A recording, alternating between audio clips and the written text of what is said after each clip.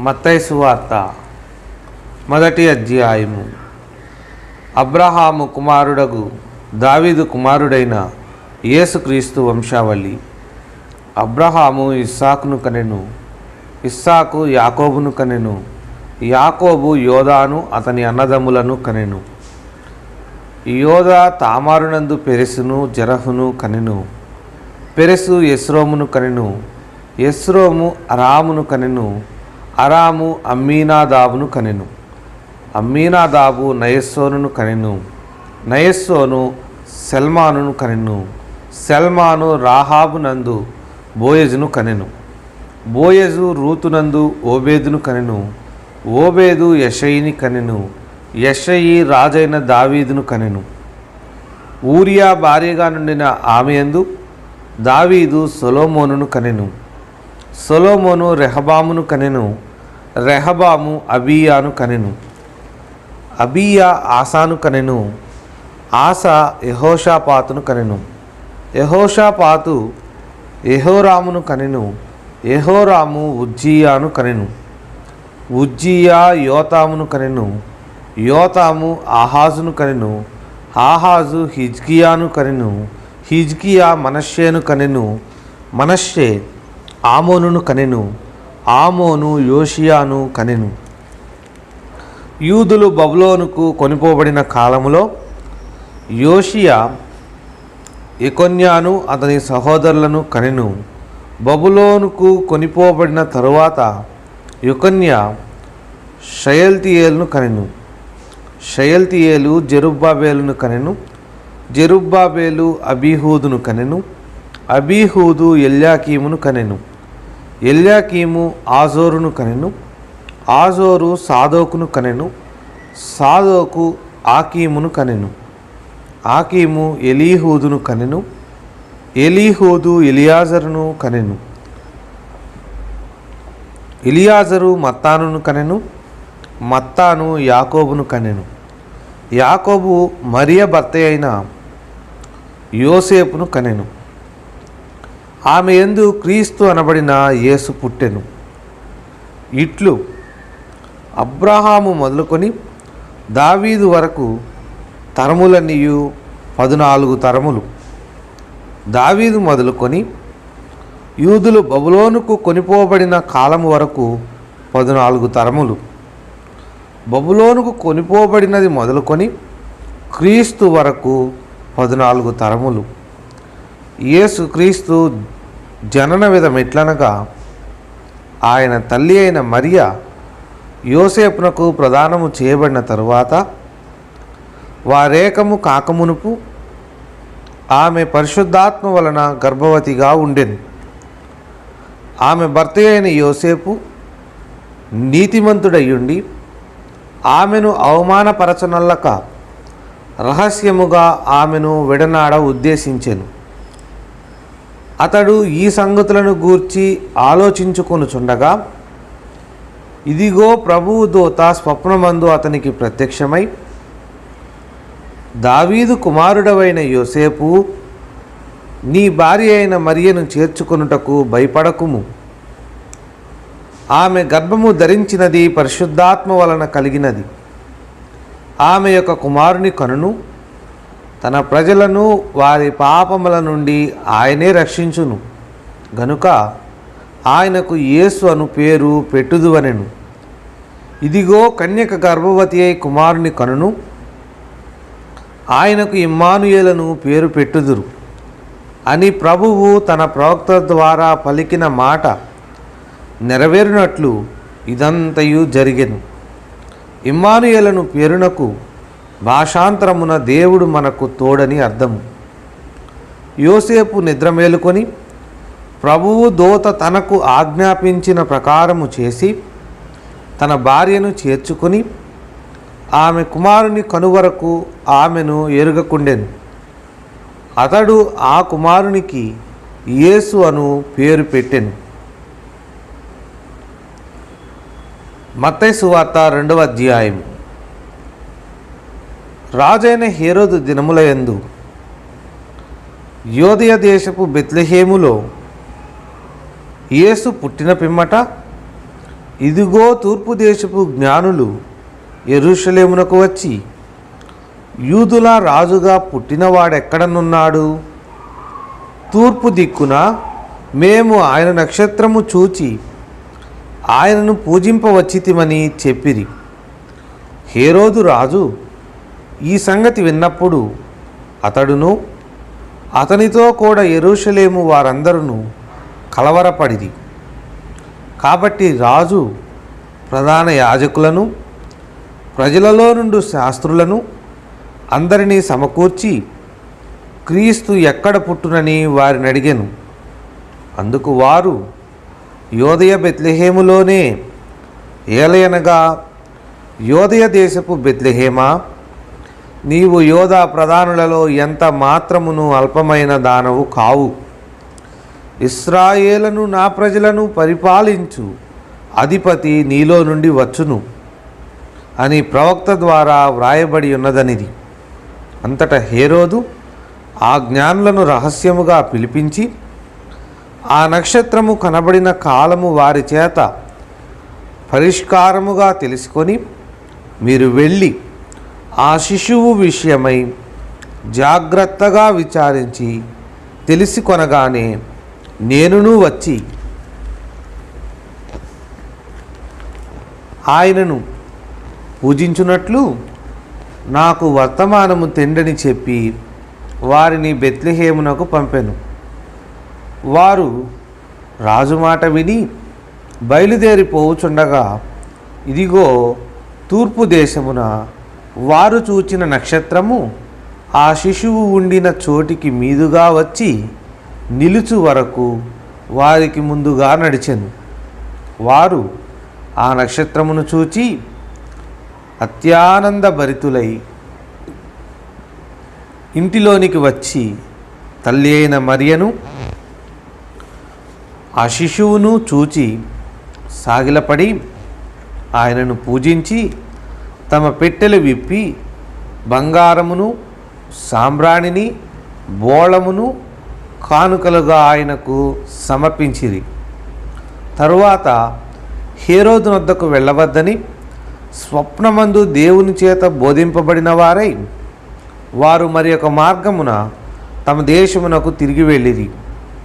వారు వెళ్ళిన తరువాత ఇదిగో ప్రభువు దూత స్వప్నమందు యోసేపునకు ప్రత్యక్షమై, హేరోదు ఆ శిశువును సంహరింపవలెనని ఆయనను వెదకబోవుచున్నాడు గనుక నీవు లేచి ఆ శిశువును ఆయన తల్లిని వెంటబెట్టుకొని ఐగుప్తునకు పారిపోయి నేను నీతో తెలియజెప్పు వరకు అక్కడనే ఉండుమని అతనితో చెప్పాను. అప్పుడు అతడు లేచి రాత్రివేళ శిశువును తల్లిని తోడుకొని ఐగుప్తునకు వెళ్ళి ఐగుప్తులో నుండి నా కుమారుని పిలిచి తిని అని ప్రవక్త ద్వారా ప్రభువు సెలవిచ్చిన మాట నెరవేర్చబడినట్లు హేరోదు మరణము వరకు అక్కడ నుండెను. ఆ జ్ఞానులు తన్ను అపహసించిరని హేరోదు గ్రహించి బహు ఆగ్రహము తెచ్చుకొని తాను జ్ఞానుల వలన వివరముగా తెలిసికొనిన కాలమును బట్టి బెత్లెహేములోను దాని సకల ప్రాంతములలోనూ 2 సంవత్సరములు మొదలుకొని తక్కువ వయస్సు గల మగపిల్లలనందరినీ వధించెను. అందువలన రామాలో అంగలార్పు వినబడెను, ఏడ్పును మహారోదన ధ్వనియు కలిగెను. రాహేలు తన పిల్లల విషయమై ఏడ్చుచు వారు లేనందున ఓదార్పు పొందనొల్లకయుండెను అని ప్రవక్త అయిన ఇర్మియా ద్వారా చెప్పబడిన వాక్యము నెరవేరెను. హేరోదు చనిపోయిన తరువాత ఇదిగో ప్రభువు దూత ఐగుప్తులో యోసేపునకు స్వప్నమందు ప్రత్యక్షమై, నీవు లేచి శిశువును తల్లిని తోడుకొని ఇశ్రాయేలు దేశమునకు వెళ్ళుము. శిశువు ప్రాణము తీయజూచుచుండిన వారు చనిపోయిరని చెప్పెను. అప్పుడు అతడు లేచి శిశువును తల్లిని తోడుకొని ఇశ్రాయేలు దేశమునకు వచ్చెను. అయితే అర్కెలాయు తన తండ్రి అయిన హేరోదునకు ప్రతిగా యోదయ దేశము ఏలుచున్నాడని విని అక్కడికి వెళ్ళవెరచి స్వప్నమందు దేవుని చేత బోధింపబడిన వాడై గలిలయ ప్రాంతములకు వెళ్ళి నజరేతను ఊరికి వచ్చి అక్కడ కాపురముండెను. ఆయన నజరేయుడనబడునని ప్రవక్తలు చెప్పిన మాట నెరవేరునట్లు ఎలాగు జరిగెను. మత్తయి సువార్త 3వ అధ్యాయము. ఆ దినములయందు బాప్తిస్మమిచ్చు యోహాను వచ్చి, పరలోక రాజ్యము సమీపించి ఉన్నది, మారు మనస్సు పొందుడని యోదయ అరణ్యములో ప్రకటించుచుండెను. ప్రభువు మార్గము సిద్ధపరచుడి, ఆయన త్రోవలు సరళము చేయుడని అరణ్యములో కేకవేయునొకని శబ్దము అని ప్రవక్త అయిన యెషయా ద్వారా చెప్పబడిన వాడితడే. ఈ యోహాను ఒంటె రోమముల వస్త్రమును మొల చుట్టూ తోలు దట్టియు ధరించుకునివాడు. మిడతలను అడవి తేనెయు అతనికి ఆహారం. ఆ సమయమున యెరూషలేము వారును యోదయ వారందరూ యోర్దాను నదీ ప్రాంతముల వారందరూ అతని యొద్దకు వచ్చి తమ పాపములు ఒప్పుకొనుచు యోర్దాను నదిలో అతని చేత బాప్తిస్మము పొందుచుండిరి. అతడు పరిసయ్యులలోను సద్దూకయ్యులలోను అనేకులు బాప్తిస్మము పొందవచ్చుట చూచి, సర్పసంతానమా, రాబోవు ఉగ్రతను తప్పించుకొనుటకు మీకు బుద్ధి చెప్పిన వాడెవడు? మారు మనస్సుకు తగిన ఫలము ఫలించుడి. అబ్రహాము మాకు తండ్రి అని మీలో మీరు చెప్పుకొన తలంచవద్దు. దేవుడు ఈ రాళ్ల వలన అబ్రహామునకు పిల్లలను పుట్టింపగలడని మీతో చెప్పుచున్నాను. ఇప్పుడే గొడ్డలి చెట్ల వేరున ఉంచబడి ఉన్నది గనుక మంచి ఫలము ఫలింపని ప్రతి చెట్టును నరకబడి అగ్నిలో వేయబడును.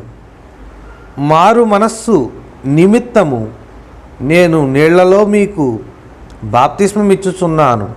అయితే నా వెనుక వచ్చుచున్నవాడు నాకంటే శక్తిమంతుడు.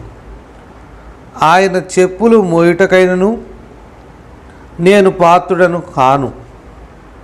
ఆయన పరిశుద్ధాత్మలోను అగ్నితోనూ మీకు బాప్తిస్మమిచ్చును. ఆయన చేట ఆయన చేతిలో ఉన్నది. ఆయన తన కళ్ళమును బాగుగా శుభ్రము చేసి గోధుమలను కొట్టులో పోసి ఆరని అగ్నితో పొట్టును కాల్చివేయునని వారితో చెప్పెను. ఆ సమయమున యోహాను చేత బాప్తిస్మము పొందుటకు యేసు గలిలయ నుండి యోర్దాను దగ్గరనున్న అతని యొద్దకు వచ్చెను. అందుకు యోహాను, నేను నీ చేత బాప్తిస్మము పొందవలసిన వాడనై ఉండగా నీవు నా యొద్దకు వచ్చుచున్నావా అని ఆయనను నివారింపజూచెను గాని, యేసు ఇప్పటికీ కానిమ్ము, నీతి యావత్తు ఏలాగు నెరవేర్చుట మనకు తగియున్నదని అతనికి ఉత్తరమిచ్చెను. గనుక అతడు అలాగు కానిచ్చెను. యేసు బాప్తిస్మము పొందిన వెంటనే నీళ్లలో నుండి ఒడ్డునకు వచ్చెను. ఇదిగో ఆకాశము తెరవబడెను. దేవుని ఆత్మ పావురము వలె దిగి తన మీదికి వచ్చుట చూచెను. మరియు ఇదిగో ఈయనే నా ప్రియ కుమారుడు, ఈయన యందు నేను ఆనందించుచున్నానని ఒక శబ్దము ఆకాశము నుండి వచ్చెను. మత్తయి సువార్త 4వ అధ్యాయము. అప్పుడు యేసు అపవాది చేత శోధింపబడుటకు ఆత్మ వలన అరణ్యమునకు కొనిపోబడిను. 40 దినములు 40 రాత్రులు ఉపవాసముండిన పిమ్మట ఆయన ఆకలి కొనగా ఆ శోధకుడు ఆయన యొద్దకు వచ్చి, నీవు దేవుని కుమారుడవైతే ఈ రాళ్ళు రొట్టెలగునట్లు ఆజ్ఞాపించమనెను. అందుకు ఆయన, మనుష్యుడు రొట్టె వలన మాత్రము కాదు గాని దేవుని నోట నుండి వచ్చు ప్రతి మాట వలనను జీవించును అని వ్రాయబడి ఉన్నదనెను. అంతటా అపవాది పరిశుద్ధ పట్టణమునకు ఆయనను తీసుకొని పోయి దేవాలయ శిఖరమున ఆయనను నిలవబెట్టి, నీవు దేవుని కుమారుడవైతే క్రిందికి దుమ్ముకుము, ఆయన నిన్ను గూర్చి తన దూతలకు ఆజ్ఞాపించును, నీ పాదం ఎప్పుడైనను రాతికి తగులకుండా వారు నిన్ను చేతులతో ఎత్తికొందురు అని వ్రాయబడి ఉన్నదని ఆయనతో చెప్పెను. అందుకు యేసు, ప్రభువైన నీ దేవుని నీవు శోధింపవలదని మరి ఒక చోట వ్రాయబడి ఉన్నదని వానితో చెప్పెను. మరలా అపవాది మిగుల ఎత్తైన ఒక కొండ మీదికి ఆయనను తోడుకొని పోయి, ఈ లోక రాజ్యములన్నిటినీ వాటి మహిమను ఆయనకు చూపి, నీవు సాగిలపడి నాకు నమస్కారము చేసిన ఎడల వీటినన్నిటినీ నీకిచ్చేదనని ఆయనతో చెప్పగా, యేసు వానితో, సాతానా పొమ్ము, ప్రభువైన నీ దేవునికి మ్రొక్కి ఆయనను మాత్రము సేవింపవలెను అని వ్రాయబడి ఉన్నదనెను. అంతటా అపవాది ఆయనను విడిచిపోగా, ఇదిగో దేవదూతలు వచ్చి ఆయనకు పరిచర్య చేసేది. యోహాను చెరపట్టబడినని యేసు విని గలిలయకు తిరిగి వెళ్ళి నజరేతు విడిచి జెబూలూను నఫ్తాలి అను దేశముల ప్రాంతములలో సముద్ర తీరమందలి కపెర్నహూమునకు వచ్చి కాపురముండెను. జెబూలూను దేశమును నఫ్తాలి దేశమును యోర్దానుకు ఆవలనున్న సముద్ర తీరమున అన్యజనులు నివసించు గలిలయయు చీకటిలో కూర్చుండి ఉన్న ప్రజలను గొప్ప వెలుగు చూచిరి. మరణ ప్రదేశములోను మరణ ఛాయలోను కూర్చుండి ఉన్న వారికి వెలుగు ఉదయించెను అని ప్రవక్త అయిన యెషయా ద్వారా పలుకబడినది నెరవేరినట్లు ఇలాగు జరిగెను. అప్పటి నుండి యేసు పరలోక రాజ్యము సమీపించి ఉన్నది గనుక మారు మనస్సు పొందుడని చెప్పుచు ప్రకటింప మొదలుపెట్టెను. యేసు గలిలయ సముద్ర తీరమున నడుచుచుండగా పేతురు అనబడిన సీమోను అతని సహోదరుడైన అంద్రేయ అను 2 సహోదరులు సముద్రంలో వలవేయుట చూచెను. వారు జాలరులు. ఆయన, నా వెంబడి రండి, నేను మిమ్మును మనుషులను పట్టు జాలరులనుగా చేతునని వారితో చెప్పెను. వెంటనే వారు తమ వలలు విడిచిపెట్టి ఆయనను వెంబడించిరి. ఆయన అక్కడ నుండి వెళ్ళి జబదయి కుమారుడైన యాకోబు, అతని సహోదరుడైన యోహాను అను మరి 2 సహోదరులు తమ తండ్రి అయిన జబదయి యొద్ద దోణిలో తమ వలలు బాగు చేసుకొనుచుండగా చూచి వారిని పిలిచెను. వెంటనే వారు తమ దోణెను తమ తండ్రిని విడిచిపెట్టి ఆయనను వెంబడించిరి. యేసు వారి సమాజ మందిరములలో బోధించుచు దేవుని రాజ్యమును గూర్చిన సువార్తను ప్రకటించుచు ప్రజలలోని ప్రతి వ్యాధిని రోగమును స్వస్థపరచుచు గలిలయందంతటా సంచరించెను. ఆయన కీర్తి సిరియా దేశమంతటా వ్యాపించెను. నానా విధములైన రోగముల చేతను వేదనల చేతను పీడింపబడిన వ్యాధిగ్రస్తులనందరినీ దయ్యము పట్టిన వారిని, చాంద్ర రోగులను, పక్షవాయువు గల వారిని వారు ఆయన యొద్దకు తీసుకొని రాగా ఆయన వారిని స్వస్థపరచెను. గలిలయ, దెకపొలి, యెరూషలేము, యోదయను ప్రదేశముల నుండి, యోర్దానుకు ఆవతల నుండి బహుజన సమూహములు ఆయనను వెంబడించెను.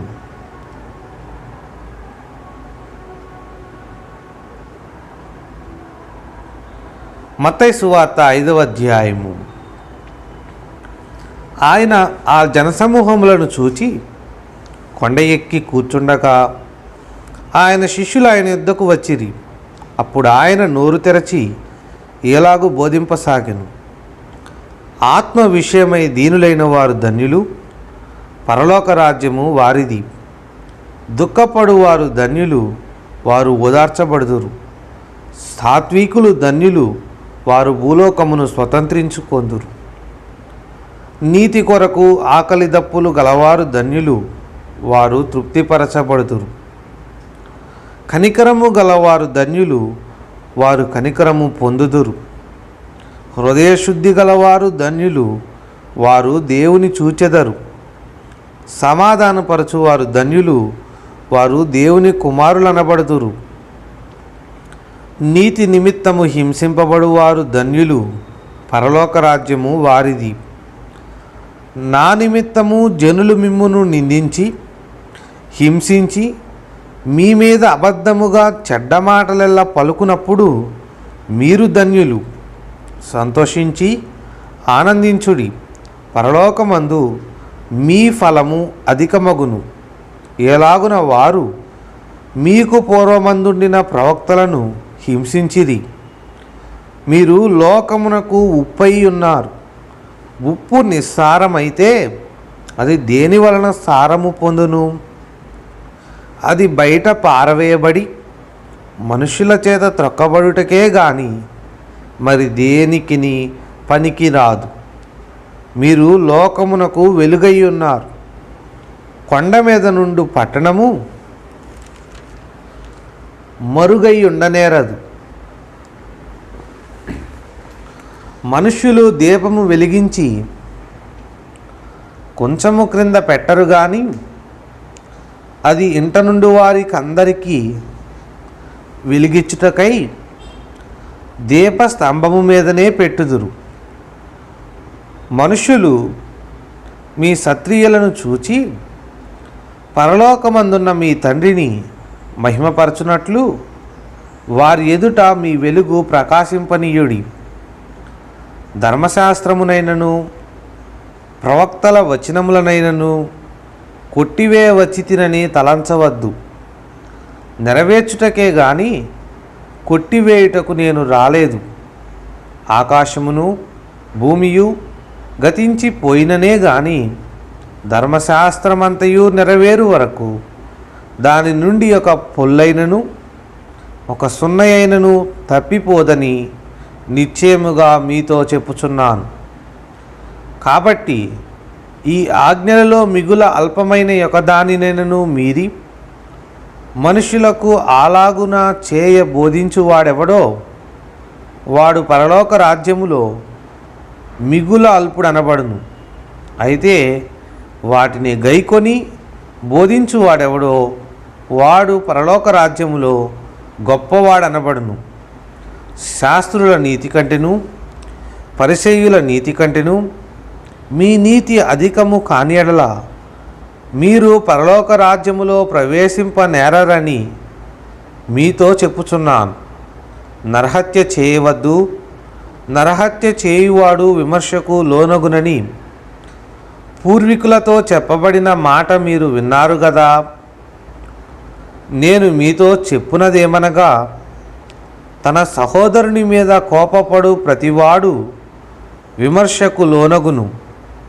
తన సహోదరుని చూచి వ్యర్థుడా అని చెప్పువాడు మహాసభకు లోనగును. ద్రోహి అని చెప్పువాడు నరకాగ్నికి లోనగును.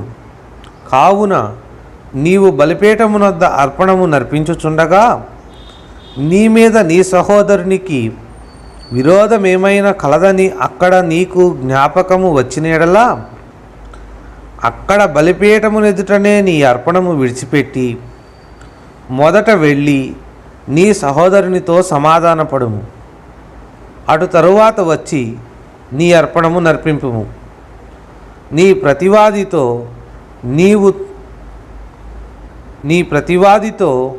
నీవును త్రోవలో ఉండగానే త్వరగా వానితో సమాధానపడుము. లేని ఎడల ఒకవేళ నీ ప్రతివాది నిన్ను న్యాయాధిపతికి అప్పగించును, న్యాయాధిపతి నిన్ను బంట్రోతుకు అప్పగించును. అంతటా నీవు చెరసాలలో వేయబడుదువు. కడపటి కాసు చెల్లించు వరకు అక్కడ నుండి నీవు వెలుపలికి రానేరవని నీతో నిశ్చయముగా చెప్పుచున్నాను. వ్యభిచారము చేయవద్దని చెప్పబడిన మాట మీరు విన్నారు గదా. నేను మీతో చెప్పునదేమనగా, ఒక స్త్రీని మోహపు చూపుతో చూచు ప్రతివాడు అప్పుడే తన హృదయమందు ఆమెతో వ్యభిచారము చేసినవాడగును. నీ కుడికన్ను నిన్ను అభ్యంతరపరచిన యెడల దాని పెరికి నీ యొద్ద నుండి పారవేయుము. నీ దేహమంతయు నరకములో పడవేయబడకుండా నీ అవయవములలో నొకటి నశించుట నీకు ప్రయోజనకరము గదా. నీ కుడి చేయి నిన్ను అభ్యంతరపరచిన యెడల దాన్ని నరికి నీ యొద్ద నుండి పారవేయుము. నీ దేహమంతయు నరకములో పడకుండా నీ అవయవములలో ఒకటి నశించుట నీకు ప్రయోజనకరము గదా. తన భార్యను విడనాడు వాడు ఆమెకు పరిత్యాగ పత్రిక ఇయ్యవలని చెప్పబడి ఉన్నది గదా. నేను మీతో చెప్పునదేమనగా, వ్యభిచార కారణమును బట్టి గాక తన భార్యను విడనాడు ప్రతివాడును ఆమెను వ్యభిచారిణిగా చేయుచున్నాడు. విడనాడబడిన దానిని పెండ్లాడు వాడు వ్యభిచరించుచున్నాడు. మరియు నీవు అప్రమాణము చేయక నీ ప్రమాణములను ప్రభువునకు చెల్లింపవలెనని పూర్వీకులతో చెప్పబడిన మాట మీరు విన్నారు గదా. నేను మీతో చెప్పునదేమనగా, ఎంత మాత్రము ఒట్టు పెట్టుకొనవద్దు. ఆకాశము తోడనవద్దు, అది దేవుని సింహాసనము. భూమి తోడనవద్దు, అది ఆయన పాదపీఠము. యెరూషలేము తోడనవద్దు, అది మహారాజు పట్టణము. నీ తల తోడని ఒట్టు పెట్టుకొనవద్దు. నీవు ఒక వెంట్రుకనైనను తెలుపుగా గాని నలుపుగా గాని చేయలేవు. మీ మాట అవునంటే అవును, కాదంటే కాదు అని ఉండవలను. వీటికి మించునది దుష్టుని నుండి పుట్టునది. కంటికి కన్ను, పంటికి పళ్ళు అని చెప్పబడిన మాట మీరు విన్నారు గదా. నేను మీతో చెప్పునదేమనగా, దుష్టుని ఎదిరింపక నిన్ను కుడి చెంప మీద కొట్టువాని వైపునకు ఎడమ చెంప కూడా త్రిప్పుము. ఎవడైనా నీ మీద వ్యాజ్యము వేసి నీ అంగీ తీసుకొన గోరిన ఎడల వానికి నీ పైవస్త్రము కూడా ఇచ్చివేయుము. ఒకడు 1 మైలు దూరము రమ్మని నిన్ను బలవంతము చేసిన ఎడల వానితో కూడా 2 మైళ్ళు వెళ్ళుము. నిన్ను అడుగువానికిమ్ము. నిన్ను అప్పు అడుగా గోరు వాని నుండి నీ ముఖము త్రిప్పుకొనవద్దు.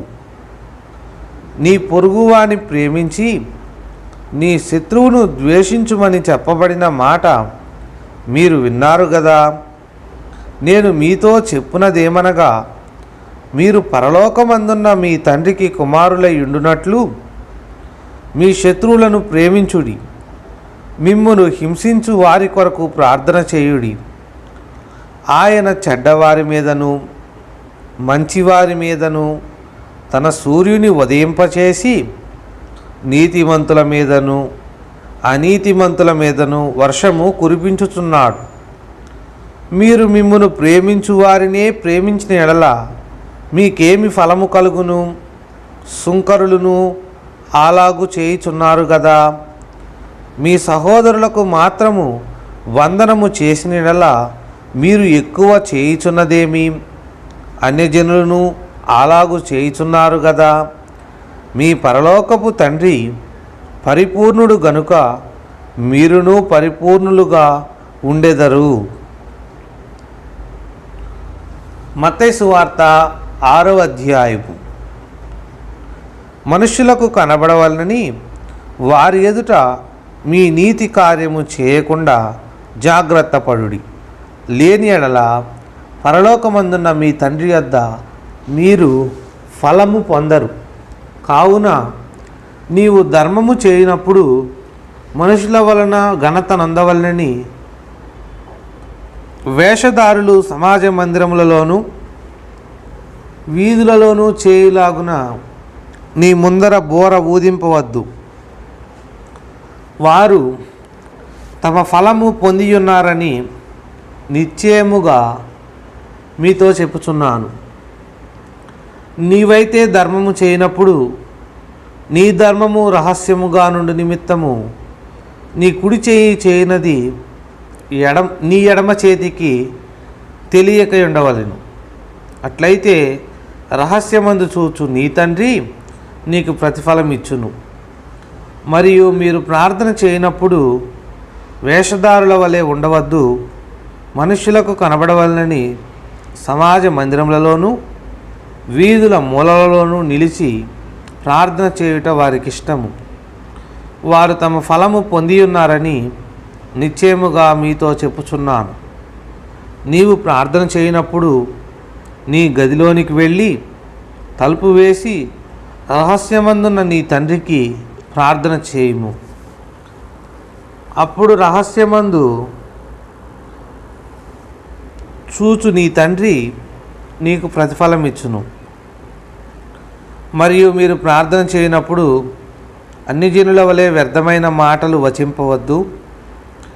విస్తరించి మాట్లాడటం వలన తమ మనవి వినబడునని వారు తలంచుచున్నారు. మీరు వారి వలె ఉండకుడి. మీరు మీ తండ్రిని అడగక మునిపే మీకు అక్కరగానున్నవేవో ఆయనకు తెలియను. కాబట్టి మీరు ఇలాగూ ప్రార్థన చేయుడి. పరలోకమందున్న మా తండ్రి, నీ నామము పరిశుద్ధపరచబడుగాక, నీ రాజ్యము వచ్చుగాక, నీ చిత్తము పరలోకమందు నెరవేరుచున్నట్లు భూమి అందును నెరవేరునుగాక. మా అనుదిన ఆహారము నేడు మాకు దయచేయుము. మా రుణస్థులను మేము క్షమించి ఉన్న ప్రకారము మా రుణములు క్షమించుము. మమ్మును శోధనలోకి తేక దుష్టుని నుండి మమ్మును తప్పించుము. మనుష్యుల అపరాధములను మీరు క్షమించిన యెడల మీ పరలోకపు తండ్రియు మీ అపరాధములను క్షమించును. మీరు మనుష్యుల అపరాధములను క్షమింపకపోయిన యెడల మీ తండ్రియు మీ అపరాధములను క్షమింపడు. మీరు ఉపవాసము చేయనప్పుడు వేషధారుల వలె దుఃఖముకులై ఉండకుడి. తాము ఉపవాసము చేయుచున్నట్టు మనుష్యులకు కనబడవలనని వారు తమ ముఖములను వికారము చేసుకొందురు. వారు తమ ఫలము పొందియున్నారని నిశ్చయముగా మీతో చెప్పుచున్నాను. ఉపవాసము చేయుచున్నట్టు మనుష్యులకు కనబడవలనని కాక రహస్యమందున్న మీ తండ్రికే కనబడవలనని నీవు ఉపవాసము చేయనప్పుడు నీ తల అంటుకొని నీ ముఖము కడుగుకొను. అప్పుడు రహస్యమందు చూచుచున్న నీ తండ్రి నీకు ప్రతిఫలమిచ్చును. భూమి మీద మీ కొరకు ధనమును కూర్చుకొనవద్దు. ఇక్కడ చిమ్మెటయు తుప్పును తినివేయును. దొంగలు కన్నము వేసి దొంగిలెదరు. పరలోకమందు మీ కొరకు ధనమును కూర్చుకొనుడి. అచ్చట చిమ్మెటయైనను తుప్పైనను దాన్ని తినివేయదు. దొంగలు కన్నము వేసి దొంగిలరు. నీ ధనమెక్కడ నుండునో అక్కడనే నీ హృదయము ఉండును. దేహమునకు దీపము కన్నే గనుక నీ కన్ను తేటగా ఉండిన యెడల నీ దేహమంతయు వెలుగుమయమై ఉండును. నీ కన్ను చెడినదైతే నీ దేహమంతయు చీకటిమయమై ఉండును. నీలోనున్న వెలుగు చీకటి అయి ఉండిన యెడల ఆ చీకటి ఎంతో గొప్పది. ఎవడును ఇద్దరు యజమానులకు దాసుడుగా నుండనేరడు. అతడు ఒకని ద్వేషించి ఒకని ప్రేమించును, లేదా ఒకని పక్షముగా నుండి ఒకని తృణీకరించును. మీరు దేవునికిని సిరికిని దాసులుగా నుండనేరరు. అందువలన నేను మీతో చెప్పునదేమనగా, ఏమి తిందుమో ఏమి త్రాగుదుమో అని మీ ప్రాణమును గూర్చి అయినను, ఏమి ధరించుకొందుమో అని మీ దేహమును గూర్చి అయినను చింతింపకుడి. ఆహారము కంటే ప్రాణమును, వస్త్రము కంటే దేహమును గొప్పవి కావా? ఆకాశ పక్షులను చూడుడి, అవి విత్తవు, కోయవు, కొట్లలో కూర్చుకొనవు, అయినను మీ పరలోకపు తండ్రి వాటిని పోషించుచున్నాడు. మీరు వాటికంటే బహుశ్రేష్ఠులు కారా? మీలోనెవడు చింతించుట వలన తన ఎత్తు మూరెడెక్కువ చేసుకొనగలడు? వస్త్రములను గూర్చి మీరు చింతింపనేలా? అడవి పువ్వులు ఎలాగు నెదుగుచున్నవో ఆలోచించుడి. అవి కష్టపడవు, వడకవు, అయినను తన సమస్త వైభవముతో కూడిన సొలొమోను సహితము వీటిలో నొకదాని వలెనైనను అలంకరింపబడలేదు. నేడుండి రేపు పొయ్యిలో వేయబడు అడవి గడ్డిని దేవుడు ఎలాగూ అలంకరించిన యెడల అల్ప విశ్వాసులారా, మీకు మరి నిశ్చయముగా వస్త్రములు ధరింపజేయును గదా. కాబట్టి ఏమి తిందుమో ఏమి త్రాగుదుమో ఏమి ధరించుకొందుమో అని చింతింపకుడి.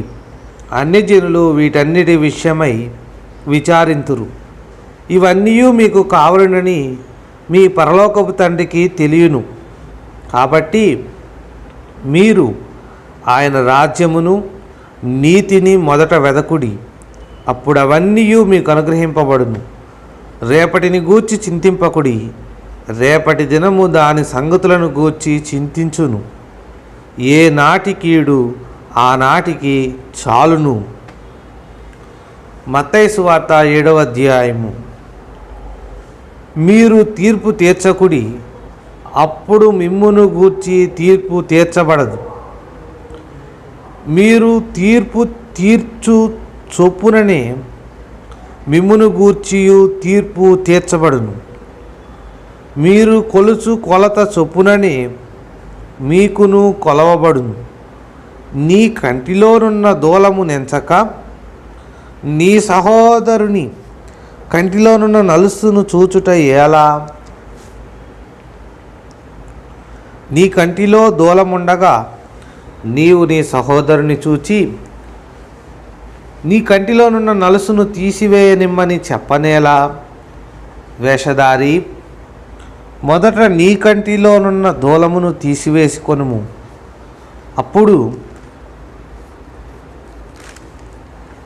నీ సహోదరుని కంటిలోనున్న నలుసును తీసివేయుటకు నీకు తేటగా కనబడును. పరిశుద్ధమైనది కుక్కలకు పెట్టకుడి. మీ ముత్యములను పందుల ఎదుట వేయకుడి. వేసిన యెడల అవి ఒకవేళ వాటిని కాళ్లతో త్రొక్కి మీ మీద పడి మిమ్మును చీల్చివేయును. అడుగుడి, మీకు ఇయ్యబడును. వెదకుడి, మీకు దొరుకును. తట్టుడి, మీకు తీయబడును. అడుగు ప్రతివాడును పొందును, వెదకువానికి దొరుకును, తట్టువానికి తీయబడును. మీలో ఏ మనుష్యుడైనను తన కుమారుడు తన్ను రొట్టెను అడిగిన యెడల వానికి రాతినిచ్చునా? చేపను అడిగిన యెడల పామునిచ్చునా? మీరు చెడ్డవారయ్యుండియు మీ పిల్లలకు మంచి ఈవుల నీయనెరిగి ఉండగా పరలోకమందున్న మీ తండ్రి తన్ను అడుగువారికి అంతకంటే ఎంతో నిశ్చయముగా మంచి ఈవులనిచ్చును. కావున మనుష్యులు మీకు ఏమి చేయవలనని మీరు కోరుదురో అలాగుననే మీరును వారికి చేయుడి. ఇది ధర్మశాస్త్రమును ప్రవక్తల ఉపదేశమునై ఉన్నది. ఇరుకు ద్వారమున ప్రవేశించుడి, నాశనమునకు పోవు ద్వారము వెడల్పును, ఆ దారి విశాలమునై ఉన్నది, దాని ద్వారా ప్రవేశించువారు అనేకులు. జీవమునకు పోవు ద్వారము ఇరుకును, ఆ దారి సంకుచితమునై ఉన్నది, దాని కనుగొనువారు కొందరే. అబద్ధ ప్రవక్తలను గూర్చి జాగ్రత్త పడుడి. వారు గొర్రెల చర్మములు వేసుకొని మీ వద్దకు వత్తురు, కానీ లోపల వారు క్రూరమైన తోడేళ్ళు. వారి ఫలముల వలన మీరు వారిని తెలుసుకొందురు. ముండ్ల పొదలలో ద్రాక్ష పండ్లనైనను పల్లేరు చెట్లను అంజూరపు పండ్లనైనను కోయిదురా? అలాగుననే ప్రతి మంచి చెట్టు మంచి ఫలములు ఫలించును, పనికి మాలిన చెట్టు కాని ఫలములు ఫలించును. మంచి చెట్టు కాని ఫలములు ఫలింపనేరదు, పనికి మాలిన చెట్టు మంచి ఫలములు ఫలింపనేరదు. మంచి ఫలములు ఫలింపని ప్రతి చెట్టు నరకబడి అగ్నిలో వేయబడును. కాబట్టి మీరు వారి ఫలముల వలన వారిని తెలుసుకొందురు. ప్రభువా ప్రభువా అని నన్ను పిలుచు ప్రతివాడును పరలోక రాజ్యంలో ప్రవేశింపడు గాని పరలోకమందున్న నా తండ్రి చిత్త ప్రకారము చేయువాడే ప్రవేశించును. ఆ దినమందు అనేకులు నన్ను చూచి, ప్రభువా ప్రభువా, మేము నీ నామమున ప్రవచింపలేదా? నీ నామమున దయ్యములను వెళ్ళగొట్టలేదా? నీ నామమున అనేకమైన అద్భుతములు చేయలేదా అని చెప్పుదురు.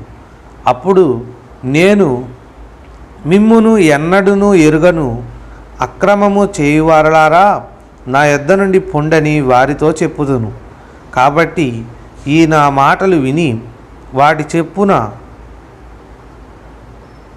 చొప్పున చేయు ప్రతి వాడును బండ మీద తన ఇల్లు కట్టుకొనిన బుద్ధిమంతుని పోలియుండును.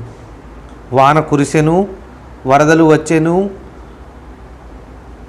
గాలి విసిరి ఆ ఇంటి మీద కొట్టెను గాని దాని పునాది బండ మీద వేయబడెను గనుక అది పడలేదు. మరియు ఈ నా మాటలు విని వాటి చొప్పున చేయని ప్రతివాడు ఇసుక మీద తన ఇల్లు కట్టుకొనిన బుద్ధిహీనుని పోలియుండును. వాన కురిసెను, వరదలు వచ్చెను, గాలి విసిరి ఆ ఇంటి మీద కొట్టెను, అప్పుడది కూలబడెను, దాని పాటు గొప్పదని చెప్పెను.